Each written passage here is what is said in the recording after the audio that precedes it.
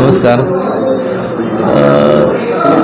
शासनाच्या सेवेमध्ये एखाद्या कर्मचाऱ्याचे कसं आहे बदली होणं किंवा सेवानिवृत्त होणं ह्या अनिवार्य बाबी आहेत आणि त्या पद्धतीनं आज मी महापालिका आयुक्त म्हणून 7 जून 2024 रोजी हजर झालो.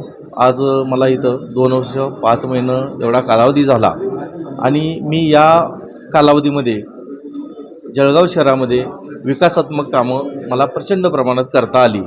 मी जवळजवळ 80% कालावधीमध्ये मी आयुक्त आणि प्रशासक असे दोन्ही पदभार माझ्याकडे होते.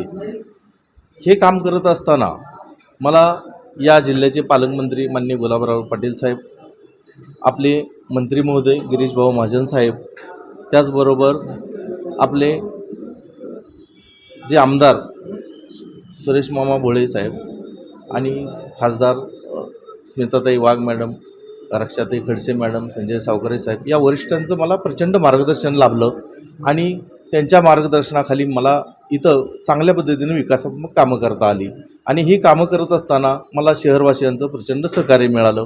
त्यामुळे मला हा कालावधी अतिशय काम करण्यासाठी अनुकूल होता आणि चांगल्या पद्धतीनं मला सेवा देता आली.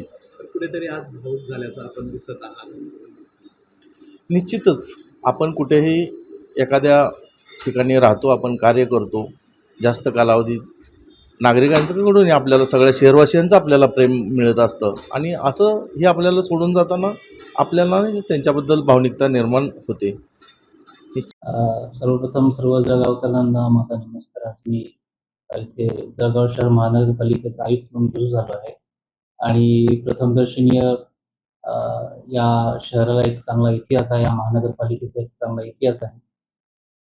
सर्व ज्या काही महानगरपालिका आहेत देशामध्ये त्यांचे जे मेन मुद्दे आहेत की इथले फायनान्सेस बरोबर नाही किंवा बाकीच्या ज्या काही गोष्टी फंड्स अँड फंक्शनचा यूज, माझा भर इथे ट्रान्सपरन्सी कशी येईल, त्यानंतर इथलं फंड युटिलायझेशन कसा प्रॉपरली होईल, म्हणजे काही कामं जी आहे त्याला टप्प्याटप्प्याने क्वालिटीकडे कसं मिळतील याच्यावर माझा भर राहील.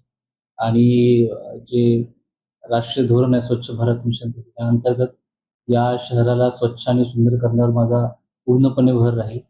त्याचनंतर ज्या काही नागरिकांना ज्या महानगरपालिकेच्या वतीने ज्या सुविधा देण्यात येतात किंवा ज्या टॉप सिटीजमध्ये ज्या काही असतात त्यातल्या ज्या कुठल्या आपण within the limits of funds and public जे काही समस्या किंवा त्यांचा जे काही अपेक्षा असतील त्याच्याशी निगडीत राहून आपण दर्जेदार इन्फ्रास्ट्रक्चर आणि सर्व्हिसेस देण्याचं मानस ठेवू असं मला वाटतं.